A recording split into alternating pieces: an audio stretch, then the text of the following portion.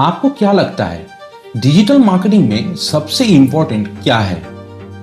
Ads है, content है, followers है? नहीं, गलत। सबसे इंपॉर्टेंट चीज है परसेप्शन। और अगर परसेप्शन गलत है तो आप जितना भी पैसा डालो रिजल्ट्स नहीं आएगा। आज मैं आपको वो गैप दिखाने वाला हूं जो 90% लोग मिस कर रहे हैं।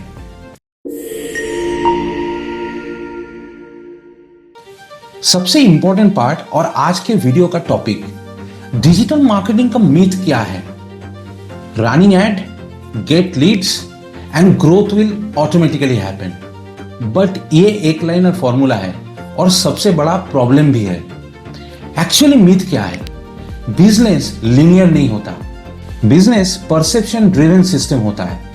डिजिटल मार्केटिंग का असली काम है डिमांड क्रिएट करना बिफोर कैप्चरिंग डिमांड। लेकिन एक्चुअल में क्या हो रहा है? सब लोग डायरेक्टली डिमांड कैप्चर करना चाहते हैं। सिंपल लैंग्वेज में आप लोगों को कन्विंस करने से पहले उन्हें अट्रैक्ट करने की कोशिश कर रहे हो। मान लो आप एक क्लिनिक चलाते हो और एड में एक अमाउंट ऑफ बजट आप डाल रहे हो। क्या आपको मिल रहा है? आपके पास लीड आ रहा है, आपके व्हाट्सएप पे क्वेरीज भी आ रहा है, but conversion not much.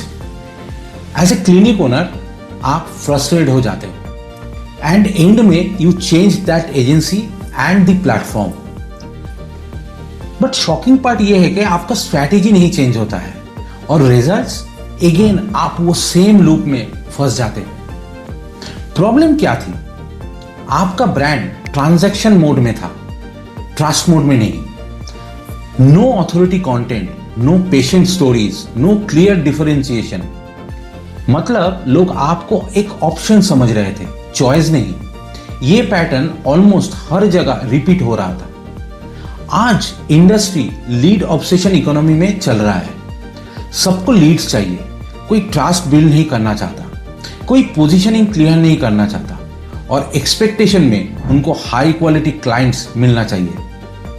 The hard truth is high ticket clients ad से नहीं आते हैं तो सिर्फ क्लैरिटी से, ट्रस्ट से और पोजीशनिंग से। एड्स सिर्फ उन्हें एक्सेलरेट करते हैं। लोग समझते हैं कि विजिबिलिटी ही ग्रोथ का इंजन है। इट इज लाइक मैं रेगुलर पोस्ट कर रहा हूं, रील्स भी वायरल हो रहा है, मेरे लिए तो ठीक है। But the uncomfortable question is, क्या आपका ऑडियंस आपको सीरियसली लेता है? यहां पे स्ट्रैटेजिक शिफ्ट को समझना होगा। कंटेंट के 3 लेवल्स होते हैं। फर्स्ट लेवल अटेंशन कंटेंट, ये व्यूज लाता है। दूसरा लेवल ऑथोरिटी कंटेंट है जो ट्रस्ट बनाता है। तीसरा लेवल कन्वर्जन कंटेंट जो क्लाइंट्स लाता है। बट 90% बिजनेस ओनर्स सिर्फ पहले लेवल पे ही स्टक है। Look at one simple example. एक एडुकेटर डेली रील्स डाल रहा है, वो एंगेजिंग भी हो रहा है और कमेंट्स भी आ रहा है, बट कन्वर्जन इज इनकॉन्सिस्टेंट क्योंकि उनका कंटेंट ऑडियंस को एंटरटेन कर रहा था, एडुकेट नहीं। दूसरा केस है जिसमें एक इंडिविजुअल कंसल्टेंट वीक में 3 बार पोस्ट कर रहा है, डीप इंसाइट्स भी शेयर कर रहा है और केस बेस्ड कंटेंट भी क्रिएट कर रहा है। इसे लॉन्ग व्यू भी आ रहा है और एक ट्रस्ट भी बिल्ड हो रहा है। इससे उनके पास एक प्रेडिक्टेबल क्लाइंट बेस भी जनरेट हो रहा है। यहां पे पैटर्न को समझना बहुत ही जरूरी है। एक्टिविटी आपका स्ट्रैटेजी नहीं हो सकता। आप बिजी हो सकते हो, विजिबल भी हो सकते हो, लेकिन वैल्यूएबल नहीं हो। और मार्केट सिर्फ वैल्यू को रिवॉर्ड करता है। अब बात करते हैं रियल शिफ्ट की। अगर आप एक डॉक्टर हो, कंसल्टेंट हो या सर्विस बेस्ड बिजनेस हो तो आपको डिजिटल मार्केटिंग नहीं, डिजिटल पोजीशनिंग सिस्टम को बनाना है। क्या है एक्चुअल रियल फ्रेमवर्क? पहले इसको समझते हैं। स्टेप 1 में मार्केट क्लैरिटी होना चाहिए। आप किस प्रॉब्लम का एक्सपर्ट हो? क्या आप जनरलिस्ट हो या स्पेशलिस्ट? दूसरा, अपने परसेप्शन को डिजाइन करो। आपका कंटेंट क्या सिग्नल दे रहा है? प्रीमियम, अफोर्डेबल, एक्सपर्ट या जेनेरिक? ट्रस्ट एसेट्स को बिल्ड करो, like your website, case studies, testimonials, Google presence.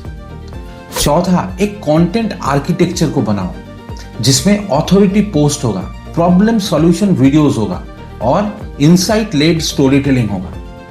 पांचवा, डिमांड और कैप्चर सिस्टम को क्रिएट करना है।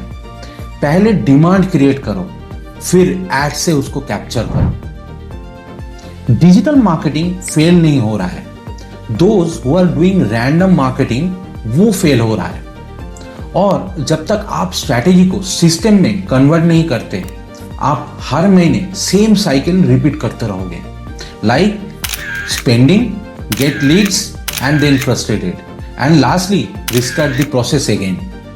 अगर आपको लगता है कि आपका मार्केटिंग भी स्कैटर्ड है और आपको समझ नहीं आ रहा है कि गैप कहाँ है, तो आपको पहले टूल्स या प्लेटफॉर्म नहीं चाहिए, पहले आपको क्लैरिटी चाहिए। Just thinking like a system builder, not just a service provider.